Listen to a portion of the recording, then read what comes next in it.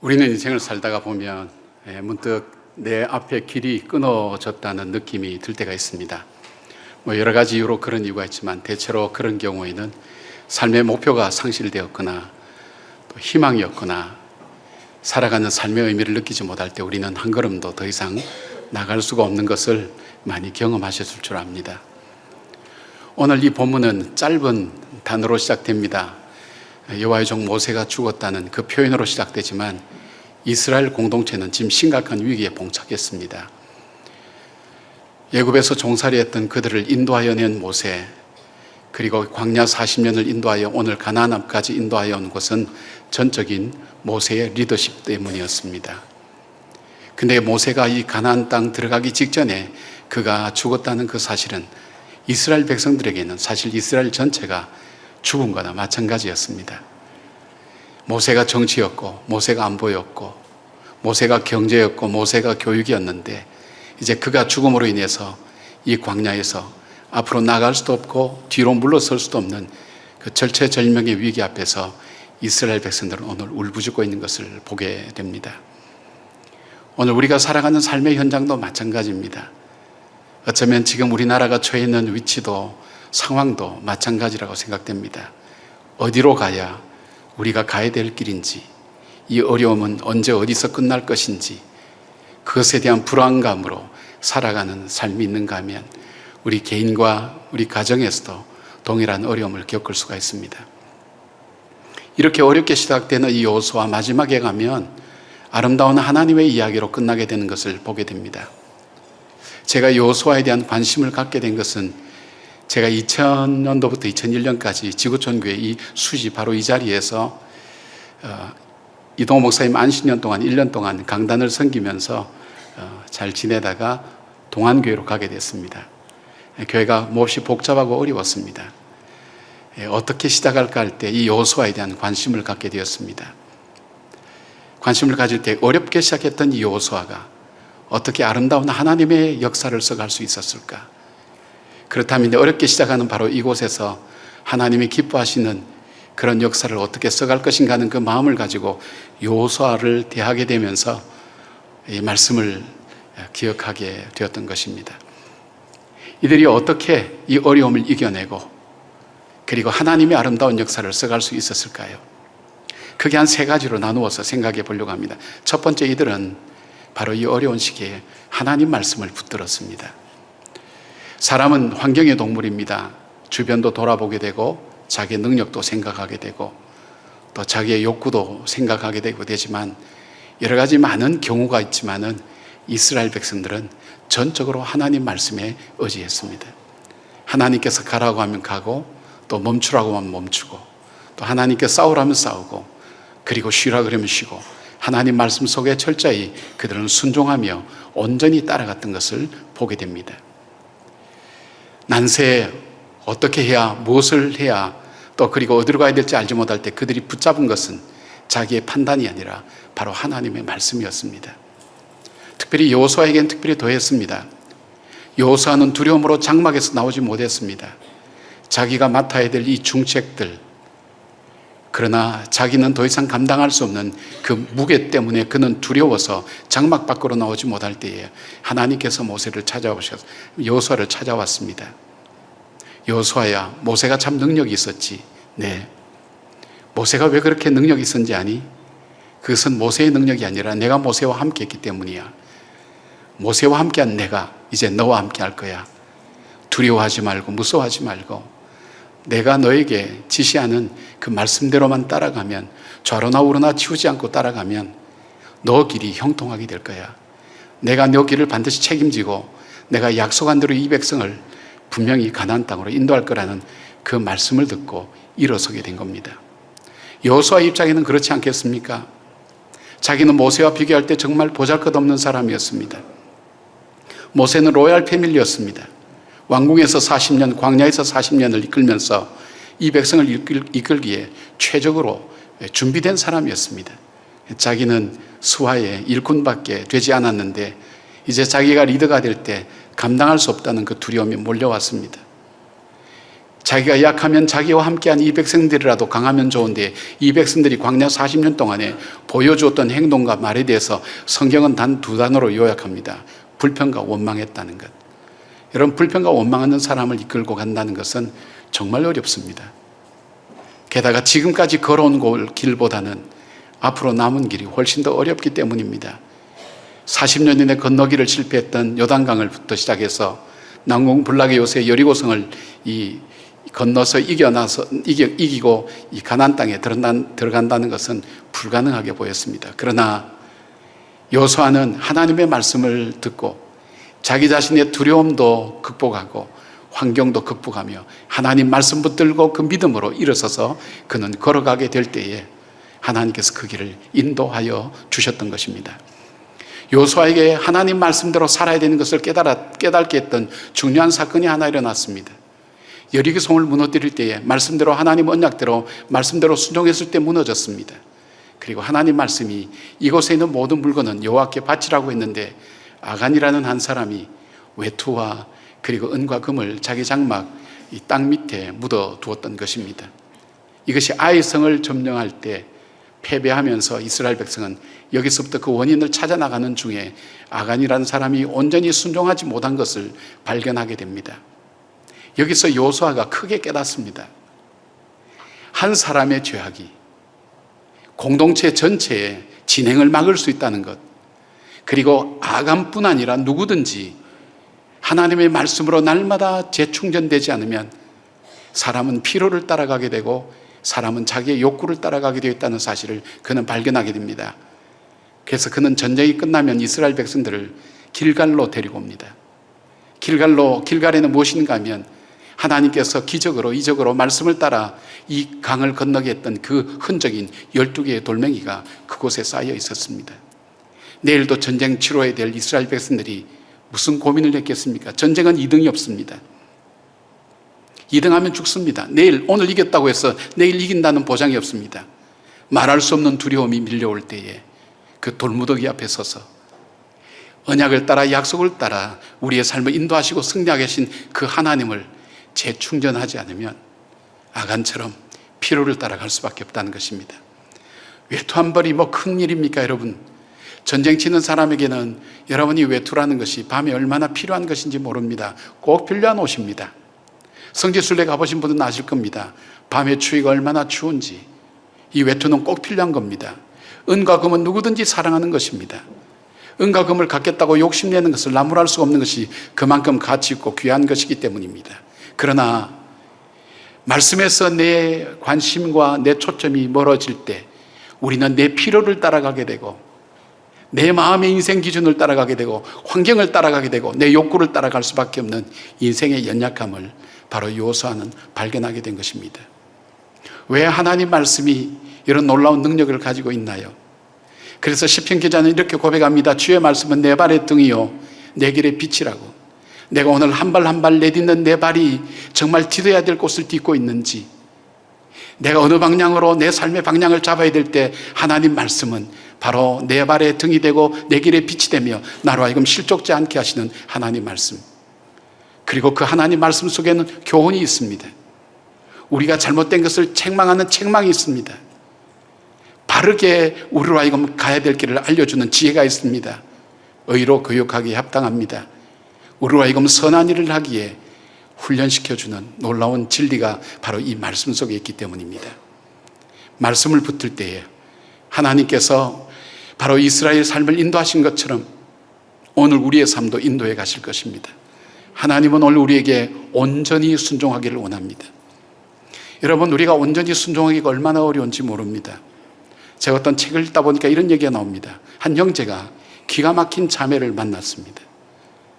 정말 개인 이름을 거론해서 죄송하겠지만은 제가 생각할 때 가장 예쁜 사람이 김태희라고 생각하니까 김태희처럼 닮은 사람, 너무 잘생긴 사람.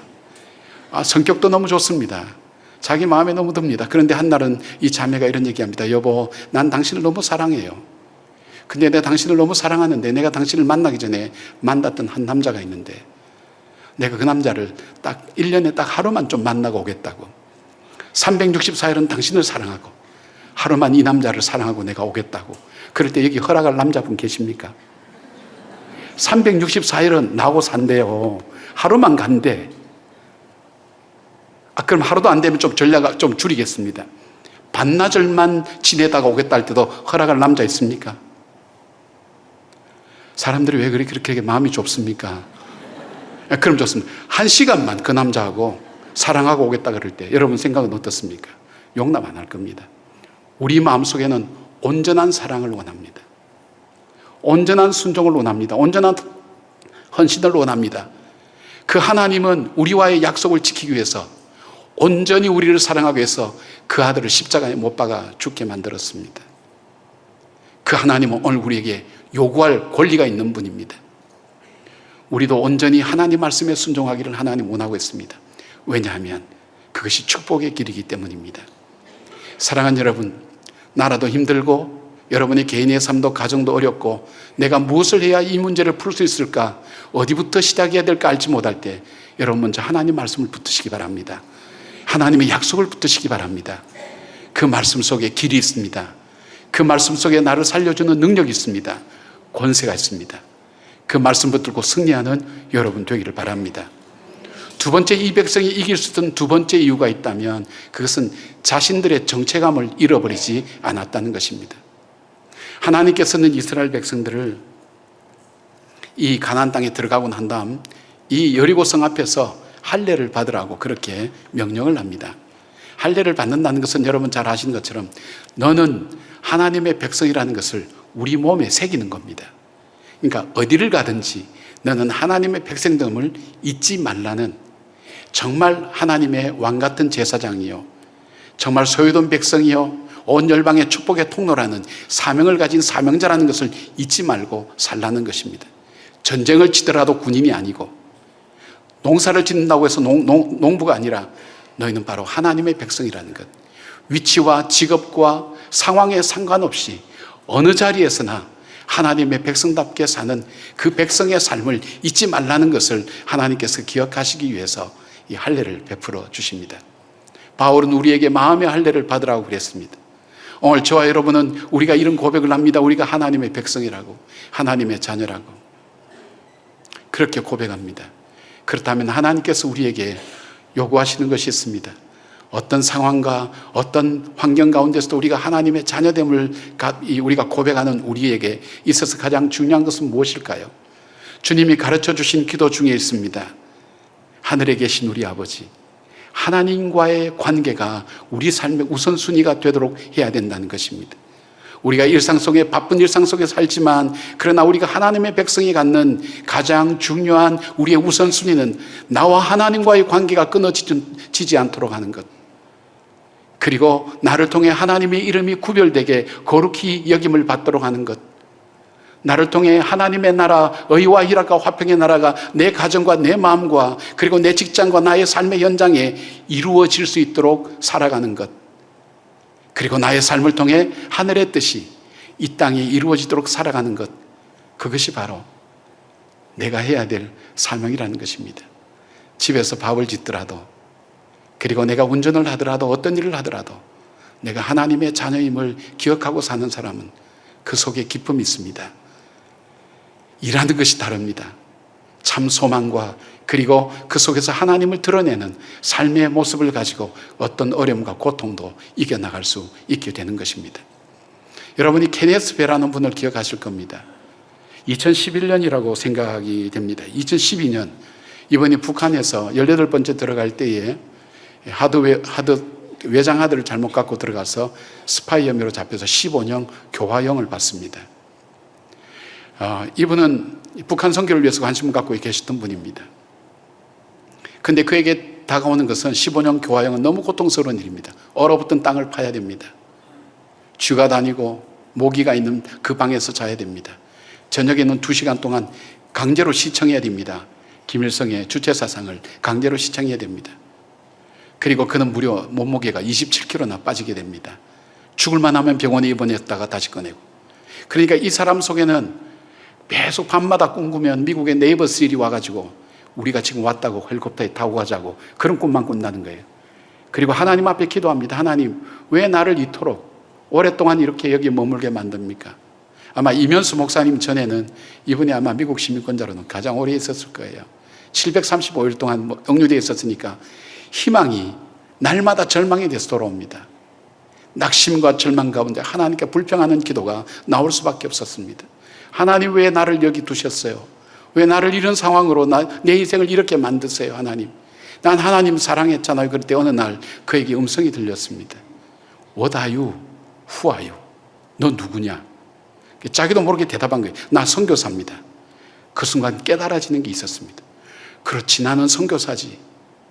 내가 북한을 위해서 기도할 때 북한을 위한 선교사로 하나님 나를 부르셨지. 그런데 내가 지금 어디 있는가? 북한에 있지 않는가? 하나님께서 나를 선교지로 보내지 않았는가?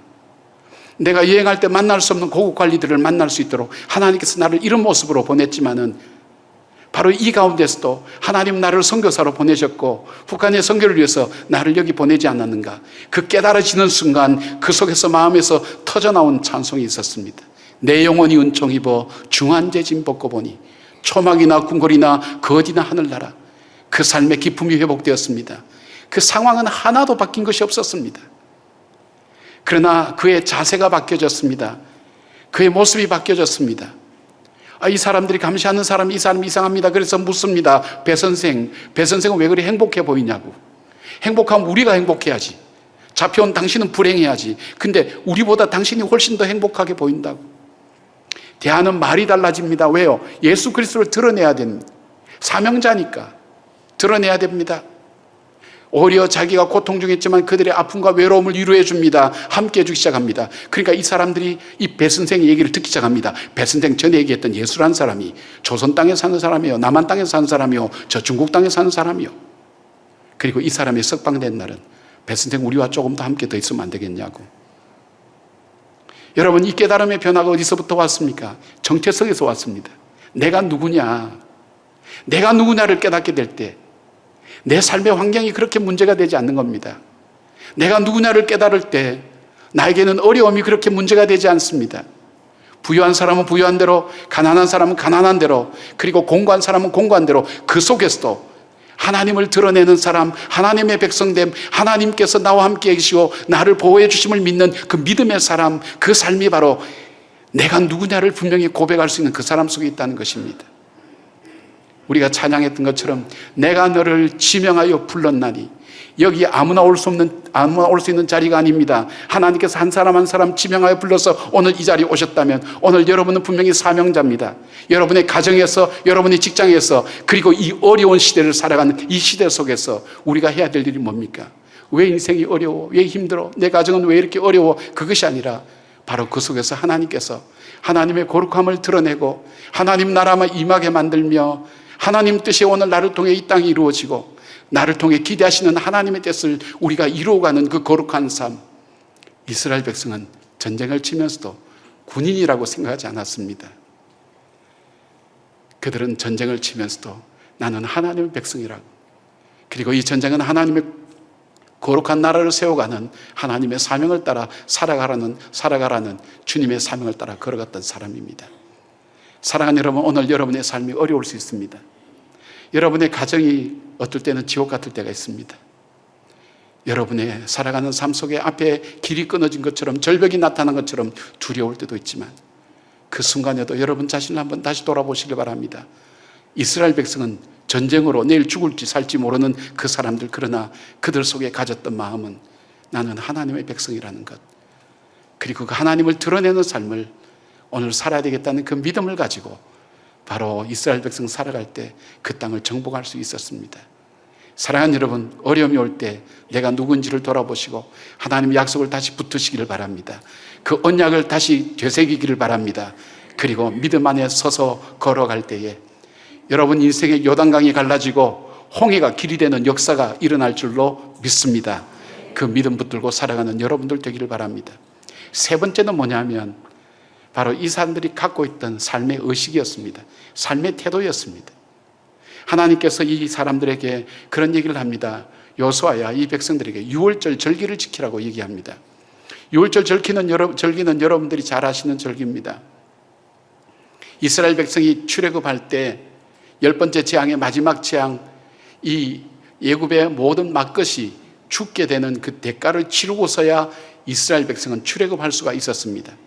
바로가 9번까지 모든 재앙을 퍼부어도 바로의 마음은 움직이지 않았지만 10번째 피해 대가를 치르고 난 다음 이스라엘 백성에게 출애굽하게 됐습니다.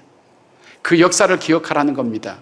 여러분, 이 6월절을 지키고 이 역사를 기억할 때 사람들 마음속에 찾아오는 마음이 뭘까요? 우리는 노예였지. 그리고 우리 힘으로는 이 애굽에서 벗어날 수가 없었지. 아무리 해도 우리 힘으로는 불가능했지. 근데 어느 날 하나님께서 모세를 보내서 정말 전적으로 우리는 노력 하나도 하지 않았는데 하나님께서 전적으로 모세를 보내어서 우리를 애굽에서 출애굽시켰지. 광야에서 40년 동안 그 어렵고 힘든 길 잃어버리기 쉬운, 어디가 길인지 알지 못하는 그 광야길을 하나님께서는 물기둥과 구름기둥으로 인도하셔서 오늘 여기까지 오게 했지. 오늘 내가 이 자리에 서 있는 것은 바로 그 피의 대가가 아니면 여기까지 올 수 없었어. 하나님의 그 은혜가 아니면 여기까지 올 수 없었어. 그 마음이 들어오기 시작합니다. 이 마음이 들어오고 나면 그 다음 어떤 마음이 들어올까요? 하나님께서 우리를 이토록 사랑하셔서 우리를 구해 주시고 인도해 주셔서 여기까지, 오늘 이 자리까지 서게 하신 하나님의 계획과 뜻이 뭘까, 나를 통해 기대하시는 것이 뭘까를 생각하게 되어 있습니다. 여기서 무슨 의식을 이 6월절을 통해서 갖게 됩니까? 여러분, 내가 죄인이라는 사실, 바울은 내가 죄인이라는 사실, 하나님께서 우리를 볼 때 에베소서 2장에 그렇게 말씀합니다. 너희는 허물과 죄로 죽었다고 얘기합니다. 대단한 지식과 실력을 가지고 높은 지혜 있고 존경과 사랑을 받는 사람 많죠. 그러나 착각하지 마십시오. 우리를 창조하신 그 하나님께서 나를 볼 때 너는 허물과 죄로 죽었다고 하는 것이 우리의 실체입니다. 본질상 진노의 자녀라고, 희망이 없는 존재라고 그렇게 얘기했습니다. 사도 바울, 석학이지 않습니까? 우리보다 훨씬 더 공부 많이 한 사람입니다. 머리 좋은 사람입니다. 그 사람이 하나님 말씀을 통해서 자기 자신과 우리들에게 내리는 결론이 뭡니까? 우리는 본질상 진노의 자녀였고 희망이 없는 존재였어요. 이미 죽은 존재였어요.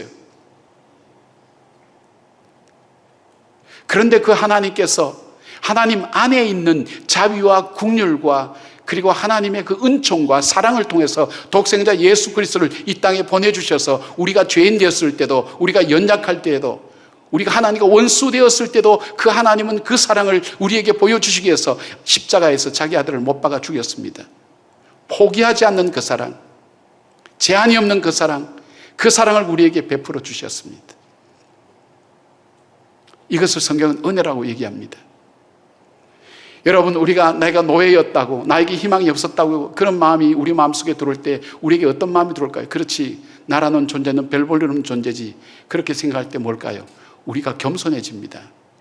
세상적으로 대단해 보여도 우리가 우리의 영혼의 본질을 볼 때 나는 죄인이지, 나에게는 희망이 있었지, 영원한 형벌밖에 없는 나였지 생각할 때는 나는 죄인이라는 사실. 죄인이 뭐 교만할 거 뭐가 있어요, 여러분? 세상에서 당당한 사람 감옥 들어가 보세요. 이래가지고 고개 숙이고 오잖아요. 그 당당함이 다 어디로 갔나요? 죄인은 겸손할 수밖에 없어요. 그 겸손함, 죄인에서 머무는 것이 아니라 그런 죄인을 구속해 주신 그 하나님의 은혜를 생각할 때 무슨 생각할까요? 나는 하나님의 은혜를 입은 사람이라고. 하나님의 은혜를 입은 사람 속에 갖고 있는 마음은 뭘까요? 감사합니다. 감사. 그리고 죄인된 나를 구속해 주신 그 하나님의 귀한 사랑을 우리가 돌아볼 때 우리는 생각하지 않을 수 없습니다. 하나님께서 오늘 내 삶을 통해, 나를 통해 이루어가기를 원하시는 게 뭘까? 왜 나 같은 것을 구속하여 주셔서 하나님의 자녀 삼아 주셨을까? 나도 포기한 나를 그 하나님은 포기치 않고 그 독생자 아들 예수 그리스도를 죽이기까지 나를 살려야만 된 이유가 무엇일까를 생각하지 않겠어요? 그 생각 속에서 솟아나오는 마음이 사명의식입니다. 나에게 무엇인가 하나님께서 맡기신 일이 있다고. 내 생명을 주시고 나를 구속해 주시고 나를 하나님 자녀 삼아 주실 때 나에게 주신 하나님의 계획이 있다고. 그걸 믿게 되며 사명의식이 있습니다. 여러분, 사명의식이 있는 사람은 열정이 있습니다. 여러분, 세상의 모든 인간의 성공을 이야기하는 사람들의, 그 학자들의 공통된 얘기가 무엇입니까? 성공한 사람들, 그 사람에게 찾아볼 수 있는 중요한 덕목이 겸손과 감사와 열정이라는 사실을 여러분 적어도 책 한 권만이라도 읽어보았다면, 신문이라도 제대로 들춰보았다면 여러분 그건 알 겁니다. 세상에 사는 사람들도, 이 세상의 미래를 열어가는 사람, 다른 사람의 미래를 열어가는 사람, 이 공동체를 열어가는 사람, 그 사람 속에는 겸손이 있고 감사가 있고 그들 속에는 열정이 있다고 그렇게 얘기합니다. 하나님은 이스라엘 백성들, 이 백성들 속에 전쟁으로 피곤하고 지치지만 그들 속에, 그들 마음 속에 하나님, 나는 죄인입니다는 겸손, 승리했다고 교만하지 않고 패배했다고 낙심하지 않고 붙드시는 하나님 앞에 겸손함, 그리고 그 은혜로 말미암아 내가 구원받았다는 그 감사의 찬송, 그리고 나 같은 것에게 하나님께서 맡기신 그 사명을 생각하는 마음, 그것을 가지고 살아가기를 원한다는 것입니다. 여러분 의식 속에는 무엇이 있습니까? 하나님은 하나님 백성, 승리하는 백성 속에는 바로 이 마음을 갖기를 원하는 것입니다. 겸손함, 감사함, 그리고 열정. 바로 이 마음을 갖게 될 때 하나님께서 열어가시는 삶의 역사가 있습니다. 최근에 교회 오빠라는 영화책을 보신 줄 압니다. 첫 아이 출산하고 조리원 나오던 날 남편이 대장암 사기란 소식을 듣게 됩니다. 그 사실을 보고 시어머니는 스스로 목숨을 끊습니다. 남편의 항암 치료가 12차 항암 치료가 끝난 날 자신에게 혈액암 사기라는 진단을 받게 됩니다. 바로 이관희 오은주 집사님의 암 투병기를 KBS 다큐로 찍었던 것을 영화로 만든 이 영화입니다. 이 고난과 시련 가운데 믿음의 사람이 어떻게 이 고난 앞에 대처하며 믿음을 지켜나가는가 하는 것을 이 영화를 통해서 볼 수 있고 책으로도 볼 수 있습니다. 근데 여기에서 저도 관심이 있었던 것이 뭐냐면, 사실 임종을 앞둔 사람을 제가 찾아갑니다. 찾아서 그분에게 구원의 확신을 확인할 때 어떨 때는 잔인한 생각이 들어가요. 죽음을 선포하러 왔는가, 선언하러 왔는가?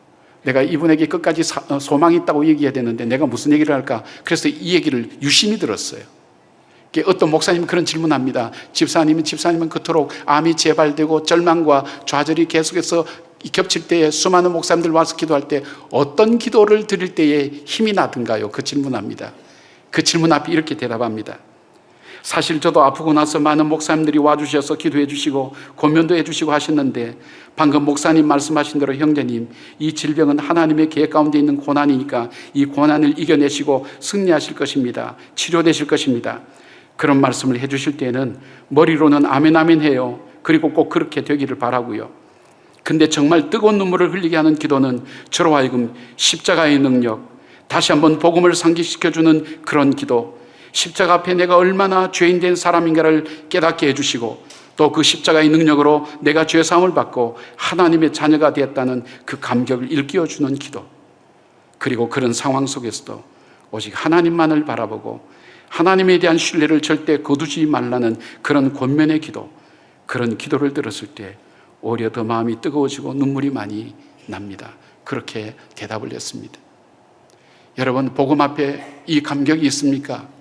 세상의 어떤 것보다도 이 복음이야말로 나를 가장 위로하고 나를 이렇게 세우는 힘입니다. 그 감격이 없다면 우리는 극단 끝에 가보지는 못했다는 겁니다. 인생의 마지막 자락, 내가 이 세상에 가진 것 모든 것 놓을 때 정말 나에게 진정한 가치가 있는 것이 뭘까?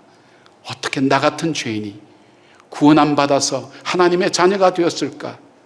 십자가의 사랑을 받은 그 사랑, 그리고 하나님의 자녀됨의 그 거룩한 약속을 붙들고 오늘도 소망 가운데 걸어가게 되는 그 믿음의 언약, 그것이야말로 우리를 붙드는, 우리로 하여금 이 어려운 여건과 환경 가운데서도 다시 일어서게 하는 하나님의 약속과 하나님의 선물이 아닐까요? 사랑하는 여러분, 지구촌교회는 말씀을 따라 세워진 교회입니다. 정말 우리나라에서 정말 나기 힘든 대설교가인 이동호 목사님의 설교 말씀을 듣고 여러분 양육됐습니다. 진재영 목사님의 선교의 열정을 통해서 여러분이 영향을 받고 여기까지 올 수 있었습니다. 여러분은 어쩌면 한국교회 어떤 교인들보다도 많은 혜택을 누리신 분들입니다. 이제 새로운 목사님 오시면 무엇을 기대하시렵니까? 여러분이 기대하신 바가 무엇입니까? 그리고 가장 어려운 시기에 새로운 리더십의 변화 앞에서 우리 사랑하는 지구촌교회 성도님들이 어떤 마음과 자세를 가지고 이 고난과 시련과 교회의 어려움들을 이겨나가기를 원하십니까? 저는 이렇게 권면드리고 싶습니다. 지구촌교회 1년 동안 강단을 섬겼던 사람으로서, 사랑하는 사람으로서 여러분 말씀을 붙드시길 바랍니다. 사람을 보지 말고 말씀을 보시길 바랍니다. 말씀을 붙드시기를 바랍니다. 그리고 내가 누구인가를 늘 잊지 말기를 바랍니다. 하나님께서 나를 구속해 주신 그 사람, 그리고 여러분 마음 구석구석 속에 죄인된 나된 그런 겸손함, 그리고 나 같은 죄인을 구속해 주신 하나님의 은혜에 대한 감사, 그리고 지금도 나를 통해 이루기를 원하시는 하나님의 기대를 붙들고 믿음 안에서 걸어가는 여러분 될 때 오히려 한국교회를 다시 회복시키고 한국을 다시 새롭게 만드는 하나님의 마중물로 쓰임받는 귀한 교회가 되기를 바랍니다. 죽음의 그림자가 이관희 집사님에게 몰려올 때 그는 이렇게 고백합니다. 당신은 왜 더 살아야 합니까? 왜 저보고 하루라도 더 살아야 되느냐고 물어볼 때 저는 이렇게 대답합니다. 하루라는 시간을 통해서 제가 조금이라도 더 온전해질 수 있는 기회를 갖고 싶습니다. 기도하겠습니다.